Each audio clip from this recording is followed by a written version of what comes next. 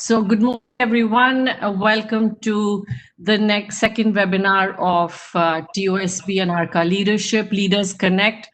I welcome Naina Lal Kidwai with us today, but before that, I would like to give a very quick brief introduction to who and what is Leaders Connect and how has this taken birth. Arka Leadership is a movement to inspire people to live with authenticity. Having traveled through a journey of transformation and recognizing that our perceptions, our identifications, our attachments to just so many other beliefs than ourselves inhibit from living our true self or really tapping into our true self and being our true self. Leaders Connect is really about bringing stories of those leaders who have lived with their self-belief and their true self and expressed it to their fullest and been successful in the sphere of life. So Arka Leadership is in collaboration, has collaborated with many like-minded leaders and coaches across the world to put this movement forward. And I'm really grateful to Kriti Makija of TOSB, who's taken this partnership with TOSB for us and helped us connect to the speakers of TOSB. TOSB is an online platform with leading experts offering cutting-edge perspectives and learning from their fields. The platform partners with global speakers and experts to facilitate conversation on pressing concerns and possibilities on topical issues. Leaders Connect is an opportunity for us to bring conversations with leaders forward in the most inspiring leaders from different walks of life and having dialogues on how can one really empower and inspire and harness potential. In each session, we seek to deep dive into that all-important quality that help these leaders be transformational and successful. The series aims to build a dialogue around qualities such as authenticity, emotional intelligence, inclusion, trust, courage, and many more. Our outreach partners are Ascent. Ascent is a not-for-profit expression of Harsh Mariwara and his passion to identify high potential growth stage entrepreneurs. Our second partners are community partners are Nascom Insights. Nascom Insight is the research division of Nascom, a not-for-profit association of Indian IT and BPO companies. The platform discusses latest technologies and impact of policies and changing markets, trends, interviews industry leaders, and so on to re-enable members to work in a collaborative manner, especially in the tech sector. Our community partners, also another one, Shiro's, a women's platform, designed to make women feel safe and trusted and discuss issues relating to health, career, love, share, and stories and achievements. Now, I would love to introduce none other and who really doesn't need much introduction, Naina Lal Kidwai, a well-known leader who has successfully broken the glass ceiling in so many dimensions. There are so many firsts to her credits. I think even the list runs short here. The first woman MBA from Harvard Business School, the first woman to head the private sector foreign bank in India, the first woman to be elected as president of India's leading National Industry Association, FICCI.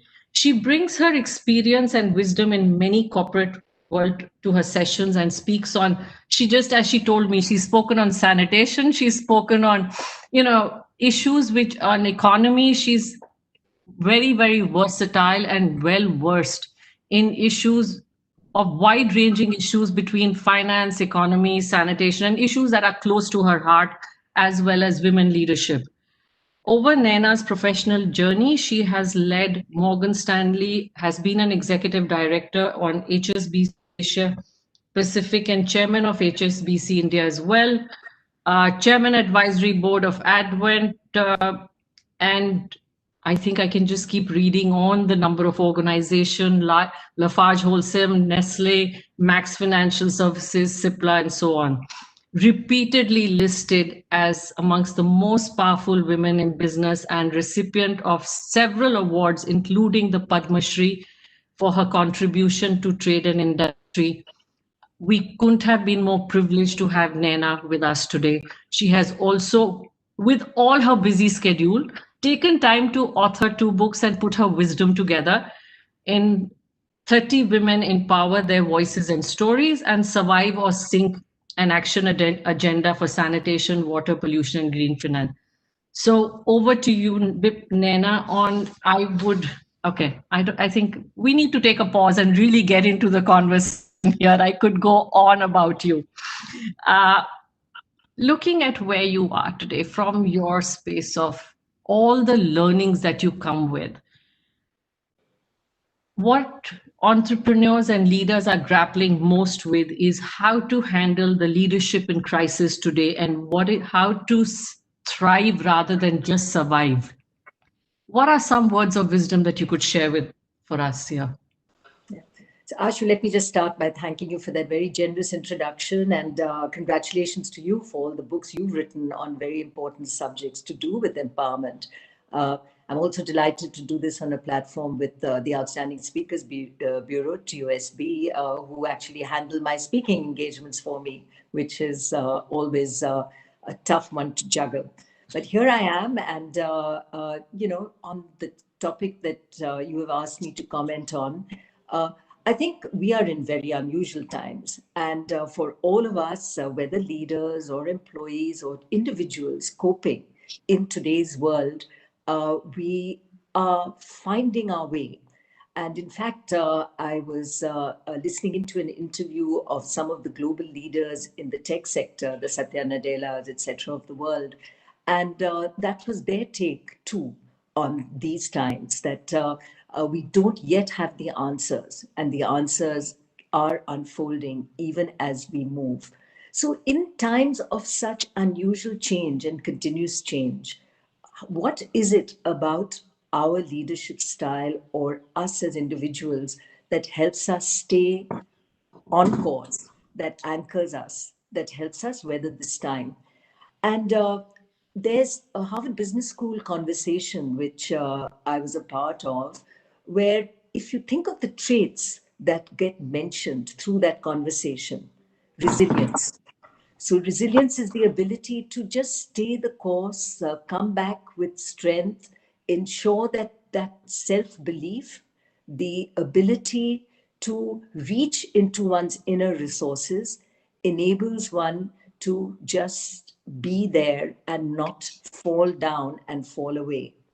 Agility. Agility is the ability to change oneself, to be able to therefore adapt and adopt new situations. And let's face it, many of us did that in the whole work from home culture. It's not been easy for all. It's been, for people like me, actually a big benefit, because I must say I'm very delighted that I'm not burning all that carbon footprint that I was contributing to flying around the place. But at the end of the day, we all had to adapt to a whole new work environment. The third aspect, so it's resilience, agility. I think the third aspect has just been a decentralized management.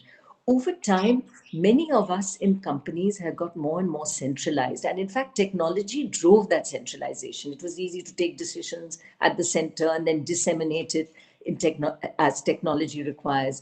In the good old days, you didn't have that technology. So actually, there was much more empowerment down at the branch level in a bank, or indeed, I was talking with a friend at the IAS, and he was saying the same thing, that the decisions today are so centralized that the empowerment that you had down at the district magistrate level to take decisions in a very local level, which you had to in the old environment because you didn't even have a phone connection back to, you had to use a wireless system, which sometimes worked, sometimes didn't, through the police's wireless system to get back to head office.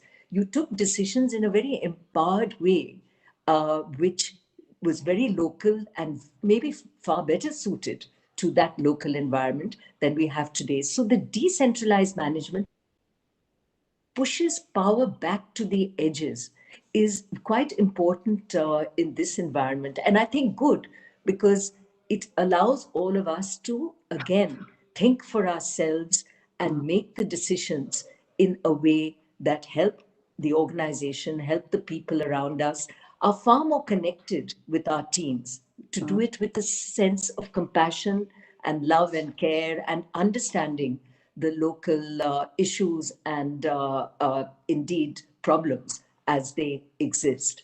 Uh, Generally, on this point of empowerment and pushing it closer to sort of the local environment, I was really reminded of the time when we had floods in Bombay. Now, we keep having floods in Bombay, but the Yeah, big floods which July actually 26th. correct. And it brought the entire power system of the city to a halt, as a result of which the telecom towers died. And we lost complete connection with our branch network. We had no way of guiding our branch managers and people who were stuck in the branches as the floods were rising, whether, to guide them, should they stay, should they go home, what should they do with office equipment, etc. And some of them spent overnight in pitch darkness, sitting on tables, just watching the water rise, and dependent only on their own abilities to survive, because there was no one there for the love of money or connection or anything for us to be able to tell them what to do. And the good news is, every one of them came through with flying colors.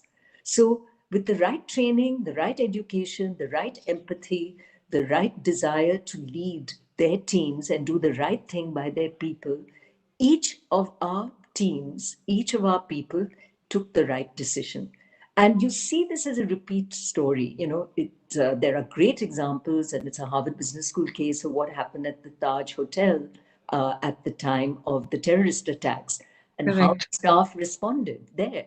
Uh, and each of the decisions taken by young people under the age of 30, empathetic, doing the right thing, putting others before themselves, uh, are all great examples on how, if you have the right people around you with the right value systems and the right empathy and compassion, the decisions turn out right, giving them the empowerment to take that decision and backing them for that decision. It may be a decision that goes wrong, but was taken in the right spirit, and you still have to back them.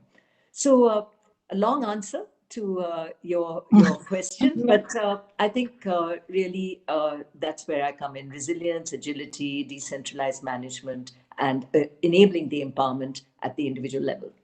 No, thank you. Very, very relevant answers and very relevant traits which you mentioned.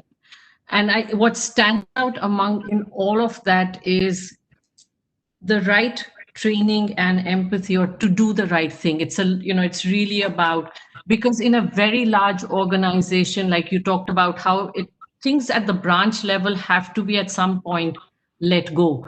And where it brings me to is this letting go.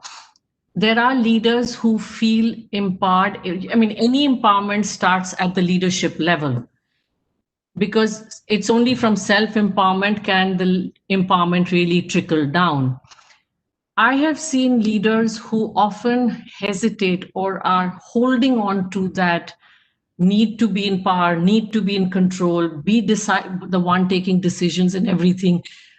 How do you think, what is it that leaders could really do to firstly be empowered themselves and then pass that down? Or I'll put differently, what could be holding them back from feeling empowered? So I think there are two things. One is you I would tend not to pass on that leadership down to the decision-making levels, which I firmly believe in, because you don't trust the team or the people around you.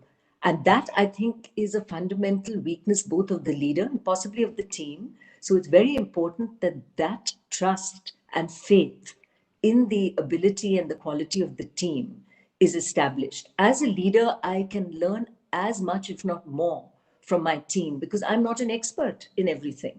In fact, I'm an expert in very, very few things. And if I have the right team around me, I should be listening to what they have to say. They should be teaching me and guiding me. And that comes to the whole issue of team. How do you look at your team the faith you have in your team, the trust you have in your team, and your own. If you believe there are gaps, then as a leader you fail that team if you haven't given them a chance to upskill themselves as well. And that's about the training programs and the continuous learning that an organization must provide, that a leader must provide, and the guidance that a leader must provide its person. And when I talk of guidance, sometimes I'd be horrified about how lightly a review meeting was taken by a boss with their subordinate. And the weaker the subordinate and the more guidance the subordinate needed, because there were tough messages to be given, the leader was more likely to brush it over. Whereas the right thing to do is to enable that individual, particularly younger people coming through the system, to give them that frank input. Do it in a gentle way, do it in a positive way, do it with guidance from trained HR people if you would feel that it is a very tough message. But anchor them in a way that helps them improve. And I have been so gratified to see how quickly people change.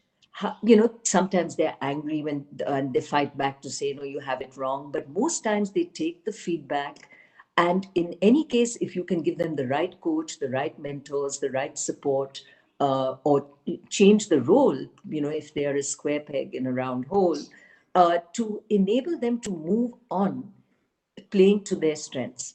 And, they come back to thank you. Many of them have risen to great positions in these organizations.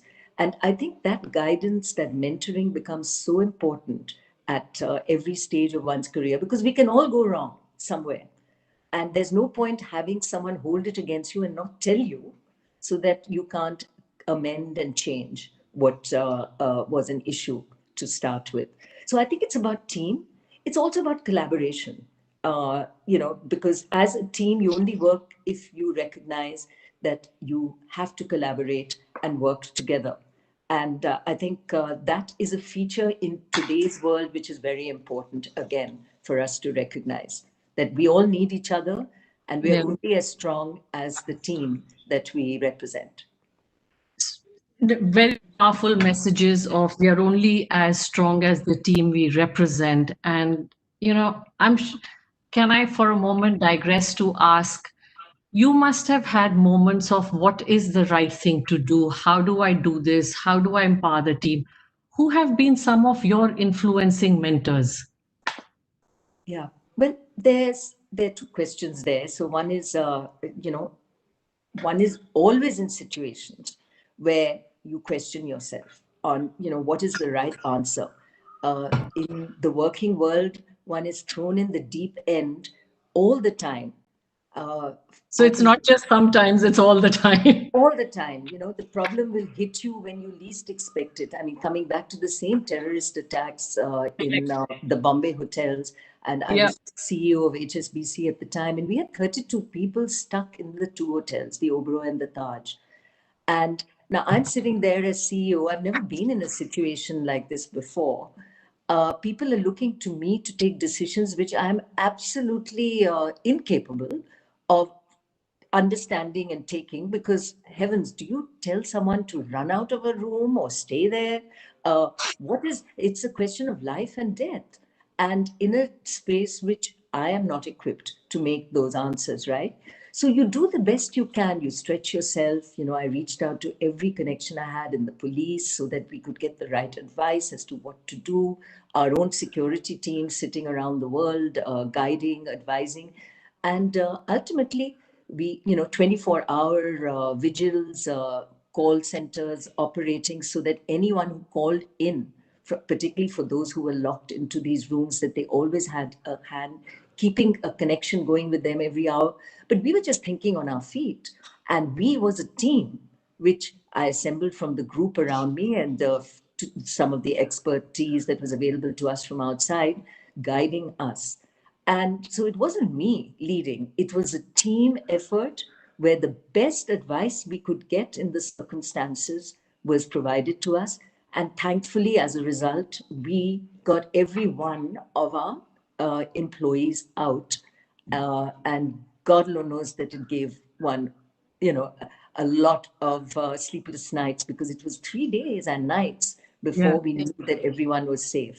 So what does one need in situations like this? And it is only, quite honestly, about common sense, about, again, the ability to understand what you are not capable of doing yourself and you need others to come in, and enabling that best decision. Sometimes everybody's just looking to you to take that decision, so you have to be courageous and take that decision and move on, in the hope that it is indeed the right one, and admit when you're wrong and change it too, not just stand on your ego. So I think when you talk about, what is it that influenced me and mentors and others, I think we all grow up with those mentors around us. For me, it was very much, as I'm sure it is for you and for many of us, our parents. My father was a huge influence in my life. He worked in a professional category. He was CEO of an insurance company. And that gave me a wonderful insight into the world I was going to enter, the financial sector and the corporate sector.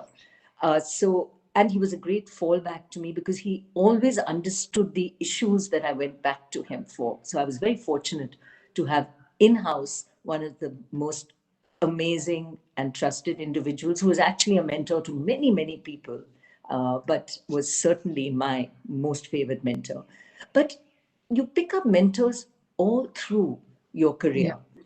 And so I was fortunate that I had bosses who were fantastic mentors. They were great because of the faith they put in me. There were times when I went back and said, "Hey, I'm not sure I can do this." And they would say, "Well, here's a way that you could, and just go back and try. And, if it doesn't work out, we're with you." So that empowerment becomes important. The fact that you may fail, you could take a wrong turn in decision, you do it with some consultation, you do it in the best interest of the company, but you also, as a company, need to be able to support that decision, where failing is a given at many stages in your career. But you need an organization and an inner strength that enables yourself to be picked up and start again. I think it was Steve Jobs who said, "You fail forward, or you fall forward." Forward. And so, and Apple made a lot of mistakes along the way, but you fall in a way that you move forward as well, because it teaches you what didn't work so that you can write it with a view to correcting as you go forward. Uh, I've had mentors in people like my executive assistant over the bomb blasts in Bombay, who, when trains weren't working and offices were not even open, I was going in because I was heading at that time, the retail branches in Western India in fact, for Grindlays Bank. And I see this, my assistant come in, and I'm like, "What the hell are you doing here?" There were instructions to everyone, "You should not be risking yourselves coming in at all." And she was taking public transport otherwise to come. And she said, "I knew you'd be here and that you might need me." And she left a young child at home with her neighbor to come in.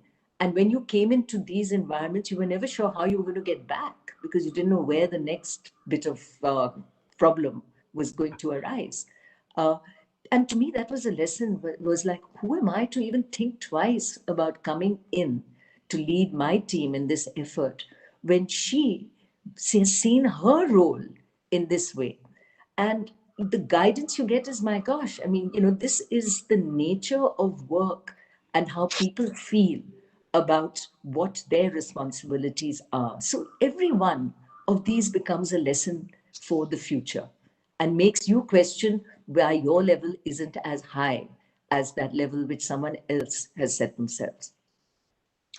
So thank you. I'm taking away many things out of your stories that you've shared, be it 2611, July downpour, and things, that failure is a given and it's a lesson to move forward.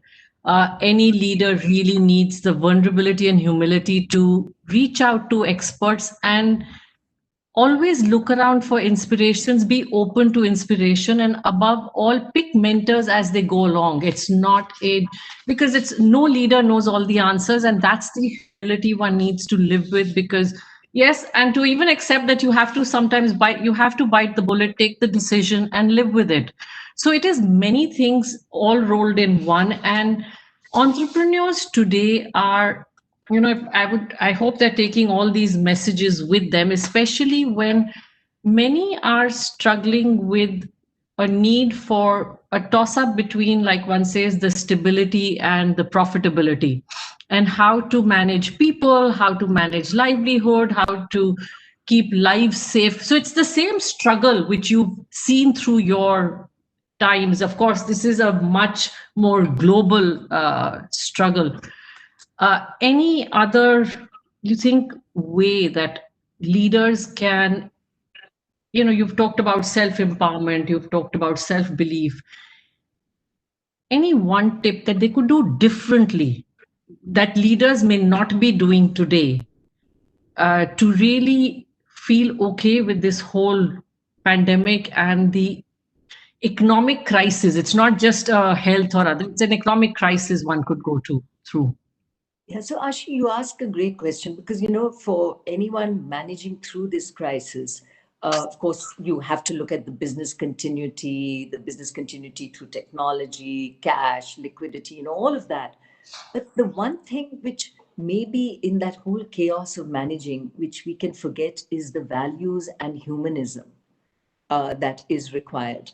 That personal connect with one's team, but also the values that drive that, not just the connect, but the support that is required to be given, not just to the people who work with you, but to society at large. And I think one of the tragedies of this uh, time through the pandemic for us in India is also to be reminded of how little people have. The whole migrant situation was just so depressing. It was heartrending. And, anything one did appeared so small in terms of the scale of the issue. And it touched us in every way all around us, right? So, what has it changed? And I think what it does is it makes us think about how we might reinvent capitalism. We need to really repair the frayed relationship between society and business and the social problems which we as a company can take on or as an individual. It begs the question of what is it that we can do more and better. And I think this would be a lesson which should be well learned by all of us. So when we go back to and we're limping back to normalcy, we don't forget the role we play in society, the connect that we as an organization or as individuals have with the communities around us. And by the way, successful companies always had that connect. They built connections with the communities around them. I work in water and sanitation, and the India Sanitation Coalition, which I founded and chair, uh, has really been quite heartened to see how readily companies have picked up on this theme of delivery of water and sanitation to the communities around where their factories exist. So they took that ownership because they recognized that hygiene in and around their factory and workplace helped them. It was a win win. Their workers were drawn from that team. If there was illness in and around where the factory was, it came into the factory. And here they were able to ensure that best practices existed in the communities around and provision of the capital infrastructure. If toilets were needed or water pipes were required, provision of water, because water is a shared resource. Lost Naina's voice. Yeah, sorry. Am I there? Yeah. Thank Yeah. you. So I was just saying that you don't want to have a disconnect with the communities and societies around you, not just those that you serve, but those that serve you. And as a result, it becomes an important connect. And then you can widen it more and more in terms of what is now emerging as a very important criteria for companies to be evaluated against, which is ESG, environment, society, Society governance. Yeah, governance. these three very important pillars on which companies are being assessed and on the basis of which investors and finance are putting money into the company. So the good news is there's a more and more alignment around global expectation and doing the right thing in terms of being humane and connected with our people. You know, you've made a very pertinent point here of reinventing capitalism to be very inclusive of society. And sorry, I'll just take a pause here to say, all participants, please share your questions in the chat box. I will be taking questions as we go along, and we will also take questions towards the end. So you're welcome to put your questions to me as we talk to Naina. Back to the conversation, Naina. So here, you know, you've made a very pertinent point about reinventing and the connection with society, and actually taking on that responsibility of empowering society and being a partner rather than thinking that the society owes to me. It's more about you owe to the society. One such vertical of society is very, I wouldn't say vertical, one is women. You as a woman leader have always very strongly to empower other women leaders, and you know you've stood for that all along, and just your story and your being there is an inspiring story for women. Anything that you, I mean, what would you say that women who often hesitate to break the glass ceiling, go through the discomfort of breaking societal, or you know, I wouldn't say breaking, or norms which they have in their heads, what could they do differently, think differently to actually rise to their potential? You know, this is a big question, Ashu, because, and it's one which actually women struggle with at every level.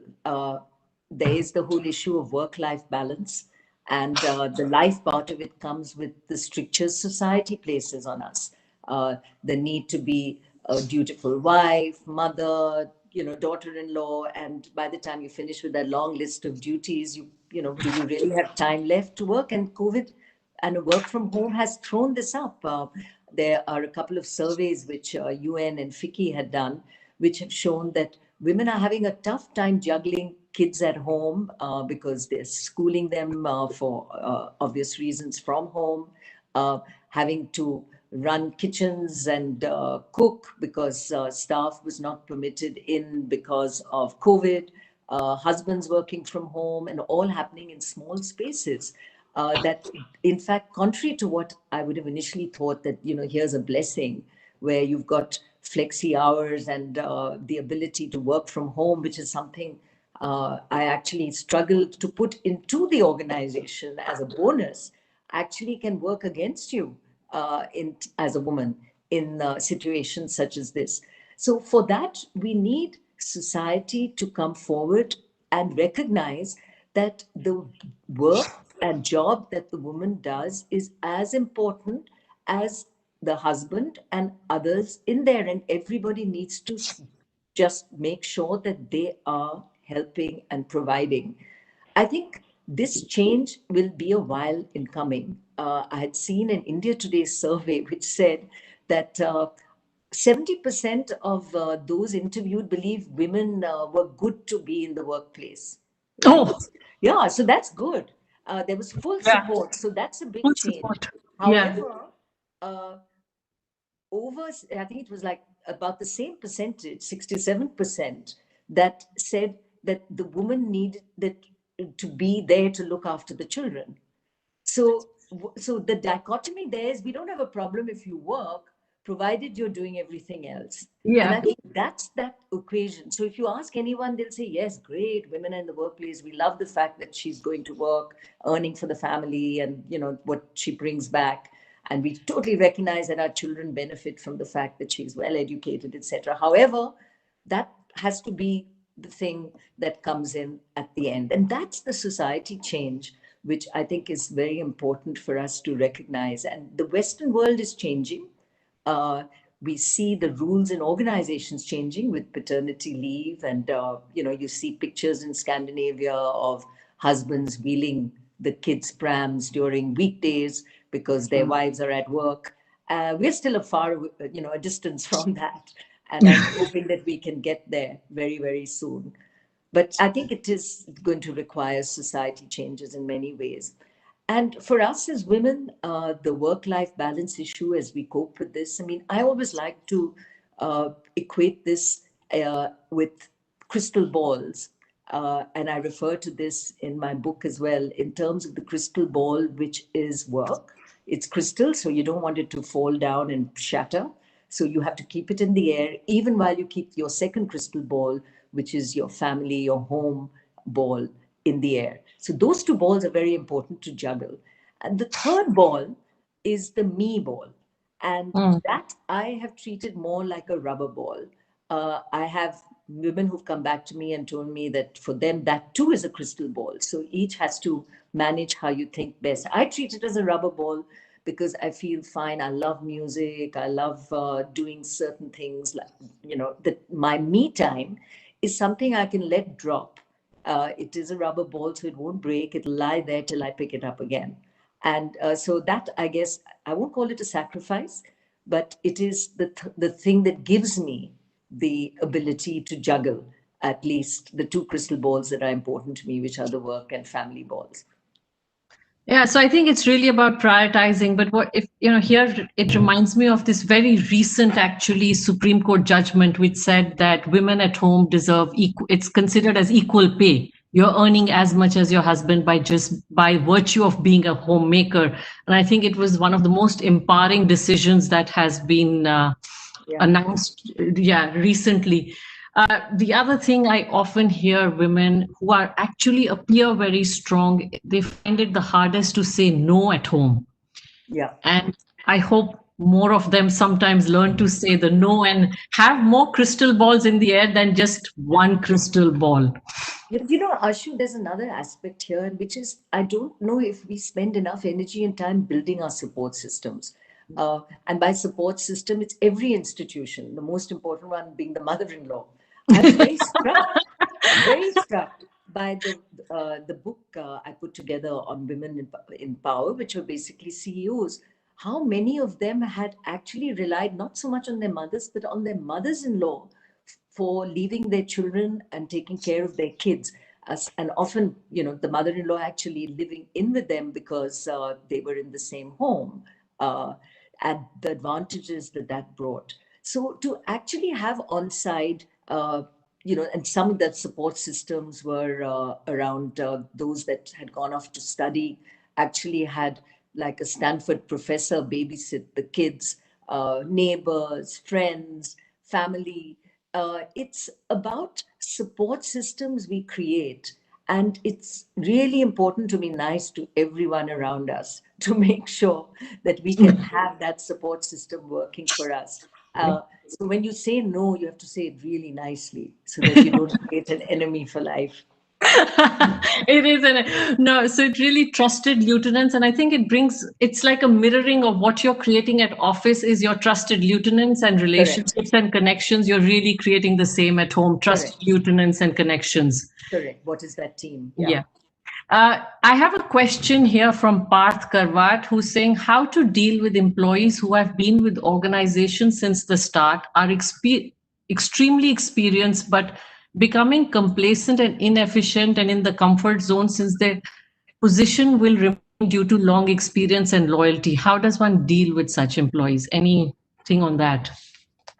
But I think we have to look at why you feel there's a complacency coming in. If this question is to do with the current environment, it may not be complacency. It may just be older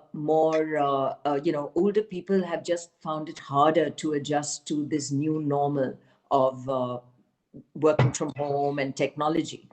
But if it is indeed because there is complacency settling in, then nothing like a change of role or and guidance on what is not working. So, it's really back to have that frank review. If you have a view that the person is not giving their all, then that conversation is important. The change of role can be one way, but also guidance and support in terms of what is required. And it could well be that the individual needs some upskilling as well to work in the new norm, technology being a classic input that is needed. So yes, upskilling and reskilling have been the buzzwords through this entire year when people have actually had all these, it's been a very, very uh, fire test for everyone. It's absolutely baptism by fire that we've all gone through. Yeah. Ashu, there's a line I love to use, and it's a lovely Sanskrit line, Mahastavira Sangha Rakshita.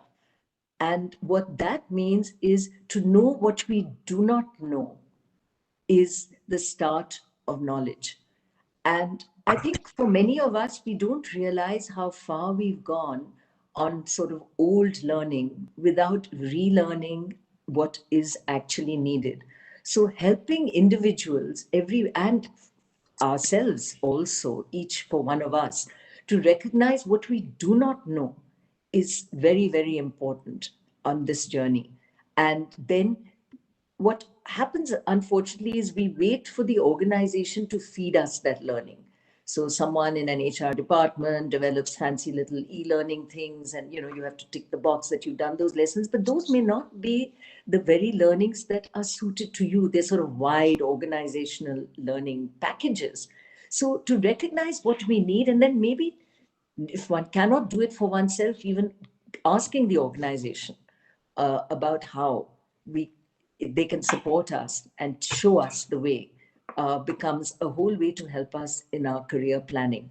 So helping the individual understand what they don't know and how you as an organization or leader can support them might be the answer as well. So yeah, I think before you really what you're alluding to is maybe before making an assumption, step out and ask how. How can I really help you? And maybe there's an answer to that complacency there. Yeah. So, we've seen the most recent cricket match of India, the presumed underdog rising from the ashes to being the winning streak. Sports are one of the most parallels to leadership. Yeah. And you are passionate to sports, you are passionate about sports. How does it resonate for you with leadership? Well, I think the example you raise is a classic point. Who would have thought that the rookie sort of B team can be the winner the way it is? So, there's clearly talent there. Congratulations to those that picked these individuals. Imagine the sense of self belief. And I'm sure every one of them was really nervous out there. But somewhere in that training, in the ability to work as a team, was a spirit. And I think that the core of it is also how we play to win. So I think what sports teaches us is brings out that competitive streak in a way that you are desirous of winning. And when you're in a game, no matter what, whether it's a racket game like badminton, which I've played, or a team game like basketball, uh, you are in there fighting to win. But the training must also be such that you will lose at times. And when Yeah. you lose, you do it with a sporting spirit. But for me, the biggest learning was the team games. I mean, when I played badminton and I played for the state of Himachal as well, it was a very much a one-on-one game. So that was really all about the competitiveness and the winning sort of streak of not giving up. And you play till that last Yeah. minute, yeah, even if you're losing. But in basketball as a team, the fact that you didn't have to be the one that shot that last goal, you could well be the one who made that pass which enabled that goal to be had. So being part of the team, feeding from behind, leading from behind as much as leading from the front are very important lessons that come from sports, to my mind. Yeah, so it's learning, like you said, back to the element of experts and knowing who is better at what and leaning in on them as and when you need their support. There are how you mentioned this third ball, the bouncing ball, your music, your how do these shape you as a person, as that you bring forward to all dimensions of your life, whether it's your social causes, your career, your family? Yeah, well, I think at one level they're critical because they are your points of de-stressing. It's the fallback. I mean, music has this amazing ability to lift my spirits, right? I'm deep lover of Western classical music, Indian classical music, and actually music of almost pretty any sort. I'm amazed how much of the music my daughter listens to I love as well. But music to me, for me, is that it is that de-stressing, and therefore important to know that it's there for you. Uh, I think some of my interests, particularly in nature, bird watching, wildlife, safaris, is about de-stressing. It's about being with the family, which fortunately we all enjoy these same interests, which is just fabulous. But equally, it's given me the sort of causes that I engage in now. So it comes with a passion and a love for the environment. And it's taken me and enabled me to have what was a hobby and a de stressing thing to what is quite central to some of the work I'm doing now in terms of water, sanitation, and the environment. And what I bring is my thought leadership, my ability to convene around some of these issues. And I do it in spaces which I firmly believe are so important for us as humanity and to me as an individual. So they, I think, become very important for us as we grow as individuals. I was also very struck in the book that I put together on women CEOs, how many of the women actually had a major cause as part of what they did, even while they led organizations. Sometimes it was just the huge engagement they had in the CSR agenda of the company they were running. And in some cases, it was causes that they supported outside. And it could be education, it could be a girl child, it could be health, it could be water, sanitation, whatever. But they all had something they stood for in which was connecting them back with humanity and with reality on the ground. And I think what it does is it enables us to give back Yeah. all that we have had given to us. And it keeps us in touch with reality. It is very gratifying. And it's amazing how little goes such a long way. It's the checks you write, of course, but it's also the time you give. That little bit of advice and consultation and support that you provide to that not for profit who doesn't have the ability to hire the right HR resource or a lawyer. And that free time you give them is so important for them.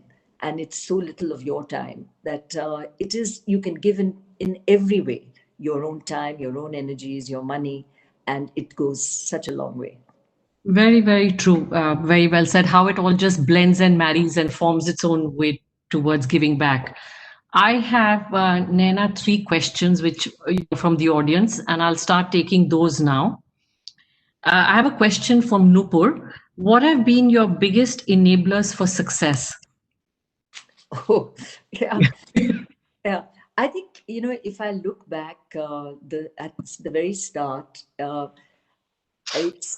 I say this because, you, I don't know if you have kids or not, but I'm sure you will at time, is education is so critical as the first enabler. And education is important not just for what it teaches us, but the confidence it brings, that sense of self-empowerment that starts early in terms of that education. And the further and deeper that education goes, the more empowered you feel. So I think that is such an important enabler.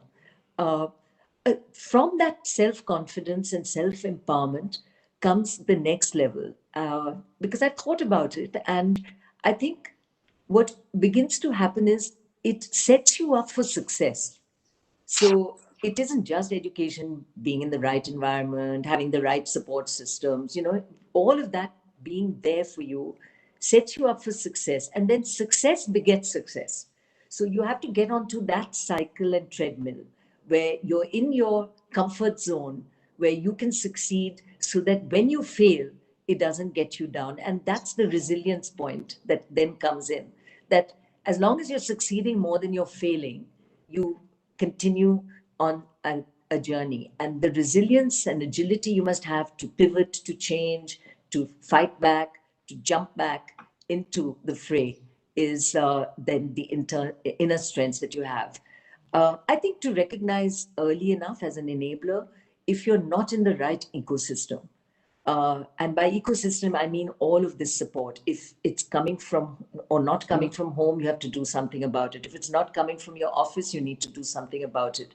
If you can't do something about it, then make a change so that you are at least in an ecosystem that helps you succeed more than fail. So you have to be able to recognize whether those enablers are working for you or not. But equip yourself well to start with and build the right team and have the right support systems and make sure you have the right partner, husband or wife, that isn't beefing and bitching when you're not home and supporting you through your work.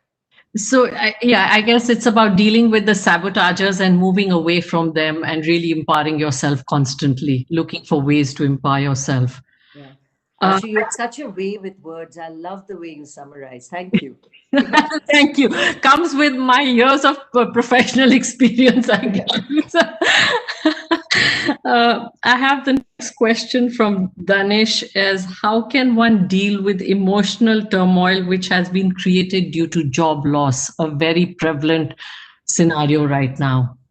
Yeah. You know, my heart goes out to anyone who is in that position. Uh, it is not easy to face it because it's not just the fact that you lost the job. It's, I'm sure, the internalizing and agonizing of what did I do wrong? Why was I dispensable? So what it does in terms of your, you know, your own spirit and courage is far more worrying than the job loss itself. Because finding another job, you will find another job. So the important thing is to not get down and out. This world, this environment, and in India, we haven't seen enough of this. In the Western world, people get turfed out of jobs at the drop of a hat. There is no shame in losing a job. There's absolutely no shame in losing a job in an environment where people are losing jobs because the economy and the environment has changed, where whole industries have shut down, restaurants, hotels, the aviation sector. So I think first and foremost, to not feel bad about it, to be able to just go out there and say, hey, you know, I lost my job. I'm looking around. I need help, support, and then begin that outreach in terms of finding that role. I think it's also a great time to reflect on were you really happy in that job? What was it that you liked? What didn't you? Is there an ideal job that you think would make you a better person or a happier person? And you'll be surprised how much you can do even without a formal job in terms of support out there to others who are working. And it may be in terms of just the social work you do. It's your little give back time while you get organized in terms of the rethinking. But the emotional turmoil is one which my heart goes out to. But, you know, nothing better than to talk about it and not feel you have to hide it and to reach out to people, and you'd be amazed how much support will be out there to help you find yourself. Sometimes you will look back in life and say, thank God it happened. And I say this because I know people who were in this same position, people who actually left my organizations and came back to say, I am so glad that I had a chance to reflect where I was going, because the change in direction has given me a whole new way of life where I'm far, far happier. So use it, you know, to use it as a time to reflect, and maybe you look back in life and don't see it as the big negative it appears to be today. I think God and life has so much set out for us to strengthen us. We will never know. We will never know why it is happening to us till we can look back many, many years later and see what it did to change us. I can tell you I didn't lose a job, but I've certainly been in situations which I absolutely hated, as in a job a role I wasn't enjoying at all. And I look back to say, thank God that I was there, because it made me reflect on why I was doing what I was doing when I wasn't enjoying it, and think about what I might really enjoy doing. And, you know, find that inner strength, whether again it goes back to music or art or something that you really enjoy, that hobby which becomes your strength. So I am Naina, just to let you know, a classic case of someone who's reinvented herself completely from thanks to transitions of life and gone down this journey of self-discovery. And when I look back today, I would also say I'm really glad, because I am a stronger, reinvented, completely new person thanks to that. So yeah, absolutely echo what you're saying. I'll move on to the next question. How does one decide from Parth Karwat again, how does one decide the ideal balance for utilization of wealth for social welfare versus improvement in personal lifestyle and luxury? Yeah, it's such a personal question. I think you have to figure it out for yourself. Uh, Material things give you joy, then you have to, indulge yourself. If it makes you feel better, you don't feel guilty about it. Just leave a little bit there for others who may need it a little more than you. And on the other side, there's no end to what one can give and do. And it isn't only about money. As long as you're there thinking about how you can spend your time and do that little bit for someone else. And it can happen in little ways as well. It could be from somebody you employ and how you treat them. It's just respect for every human being. It's really for each of us to find that balance. And it comes in different stages. I mean, I was always interested in the CSR work my organizations did. I always had a lot of interest in what my husband was doing with the not for profit that he was working with. But the real give back time only really happened when I retired from the bank. So, your time can come. You don't have to try and do everything in one go. Okay, I am really running short on time, and Shreya, I have 4 questions here. How much can we extend? Shreya? Okay. I leave it to Naina and you, depending on your schedules. If you can take, I also have two more questions which I was going to post on your window. So over to Yeah, you. I have questions. So, Nena, can we take another? Yes. Ashu, I'm in your hands. So, Okay. yeah. All right. So we have questions literally pouring in. I have one from Nitin Usher. How do we deal with senior members of team feeling out of place when the organization is on serious growth with demanding deliverables? And that's a serious issue because you have to have alignment, and having the team with you is going to be very, very critical. So you'll have to do what it takes to bring them along with you. And equally, if there are those that don't get it and are not jumping onto the bandwagon with you, and they're not part of that team or delivering, you'll have to effect change. So recognizing that you need the team all together, marching together to that tune. And by that, I don't mean it can't be a dictator's tune, right? I mean, it has to be a team. It has to be individuals contributing their views, their diverse opinions, all being recognized and being brought together. But then having everyone convene to the same sort of message, the same direction is going to be important. So that has to be fixed. Thank you for that. I have a very interesting question, not someone who's anonymous, but someone who's asked. Your stories are really inspiring, Naina. In a country of 135 crore people and lakhs of organizations, why are there so few Naina Kidwais? What do we need to, what needs to be fixed to have those values and humanism that you speak about? Uh, you know, I mean, you flatter me. I think my view is that there are many, many stories out there which we just don't get to hear about or tell. We certainly don't have people speaking up for themselves. So I think it's for us to discover them and tell them way, out there, because for everyone out there, there are others that are getting influenced to follow in those footsteps. And I can give you examples in sanitation, which are just so touching. Uh, in Orissa, the problem became that they couldn't find enough masons, or the male masons who were there were just not comfortable building the toilets. So I was just saying that it took this one woman. Oh, now I've gone on mute. Yeah. Can you see me? No, your video's gone off, Naina. Yeah. Something happened. Okay. Uh, Okay, so as it comes on, you can hear me there. So I was just going to say, so you get a woman like this. She then embarked on a program of training Rani Mistris. So Okay. just lakhs of women were trained to become masons to take the Swachh Bharat program forward in the state. So, not only was she the role model, but every Rani Mistri became a role model for another Rani Mistri. It was livelihood. They generated money for their families. It was one of the most successful programs there is. Mm-hmm. And each of these women deserves accolades.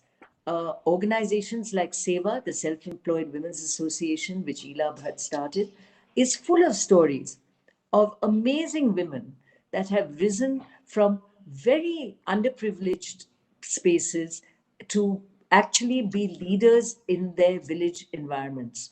So we don't have to look far if we do want to find these tales and stories. And for every one of these women, they have absolutely created just thousands others to follow in their footsteps. So Well, they're out there. They're out yeah, there yeah, for us. thank you. And I think that's the kind of stories Arca Leadership is looking for and putting forward. I did meet Renana Jabawala, and she talked about how that organic empowerment for them has mushroomed in, or spiraled rather, into such a phenomenal societal change. Yeah. And Uh, just it's an amazing story, actually. yeah, The Self-Employed Women's Association. What correct. economic benefit and empowerment, but helping women organize themselves in a way that they become the bread earners in the family, and how it helps. And they can't do it on their own because they're more likely to get beaten into submission. But the organizing that happens because they have come together as a community and they stand up for each other. So it really comes back to there's always strength in unity. And Yeah. whether for a leader, whether for a community, society, family, it's all about being that unified whole, even at a personal human level. And in India, I mean, I just want to answer, we beat ourselves a lot on the state of women, and there's a hell of a long way for us to go on many fronts. But there are huge success stories sitting there with the self-help group movement, which is the microfinance movement that works through the self-help groups. And that, to my mind, is going to and is changing what is happening at grassroots India. The ability of women to borrow, their repayment records at 99%, and the desire of many of the NGOs and government to help them with that repayment through sustainable livelihoods. Absolutely. Thank you. So I have another question again from Danish. How do you work with people who you don't like, but they do deliver results? Yeah. That's a People very like me common, have tricky one. and believe me, when you are not boss of your own company, and I've always been a professional working for others, you often come into a role where your team already exists. You've just been plonked in on top of them. And you take a look around you, and yeah, there are people there who are very good, but they may not have the same value systems you have. And it's important to recognize what is working and what isn't. So I typically get, of course, influenced by the fact that the individual delivers, but would prefer not to take the nonsense that goes with it, because someone who delivers can sometimes have such a strong uh, feeling about themselves and ego that they ride roughshod over their team. And that is unacceptable behavior to my mind. So letting that person know very early what is not working in my mind, and that they better pull up their socks, because in fact it will get in the way of their own career going forward. You know, you can be a great person delivering on sales, but you're not going to become the next CEO or leader because nobody likes working for you. So that advice and input and confronting the individual with what isn't working is, I think, very important. It's not easy to do. It's much easier to do if you're the boss. If you're a colleague, it's not so easy to do. Peer But you have leadership to is find always ways. harder. But you Peer have to find relationship, ways. sorry. Yeah. Yeah. Yeah, yeah. Uh, And otherwise, you just stomach it and know that sooner or later, either you'll move or he or she'll move, right? I often hear these stories as a coach about I don't get along, and I think you just have to find ways, as you said, either confront or find ways. Yeah. Uh, Or ignore it if it isn't or- working. Yeah. But do that as the last step. I think the ignoring should only happen if the person doesn't take and on board the advice. yeah, otherwise, hold the mirror and get on. Yeah. Yeah. I have a question from Yogesh Jain. How can we know, inspire, and learn more about your transformational journey? So, Naina, there is obviously a hunger and thirst to know more about you. Well, what can I say, Ashu? I mean, I have no idea how to answer this one except to say there is a little bit that has been written in some books. I can, you know, if you want to be in touch with Shreya or TOSB, we can send you some of this, including a Harvard Business School case. So some of it is there. It's seen through others' eyes, so you may find that informative. So very happy to get that over to you. And if you have questions, very happy to answer them directly as well. One question from me, the real Naina Kidwai. Is there anything, what makes you, like it's a rapid fire, what makes you cry, if anything? I mean, we all have our emotions. What makes you cry? You know, there's a lot that makes me cry. In fact, uh, to the point that it's embarrassing at times, as to I can cry through a very stupid, usually Hindi movie, which you shouldn't be crying at all. But you know, it will. I think it's always about individual emotion, and it is seeing and feeling other people's pain, and sometimes also just the sheer frustration of knowing how easily things can get fixed, but are indeed not getting fixed. So lots of situations. I also cry from joy. I mean, I cry from good Uh, music and you answered, laughter. you took my next Yeah, question away. What gives yeah, you joy? You're not supposed to go in rapid fire to the next one. yeah.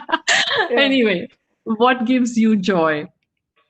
Uh, I think it's about the love of people around me. Always the joy of giving to those that I work with, and I think family always, because they're there for me. I'm very fortunate to have just a lovely family which is there for me all the time. It's you know, it's so many things. It's bird watching, it's getting up in the morning and just feeling that fresh air, and seeing these new birds that have arrived announcing the start of spring or the start of winter, and just nature for its bounty and what it gives us. So you really appreciate love, nature, life, and I think all of it as a package deal is what I am taking here today, fully, Naina.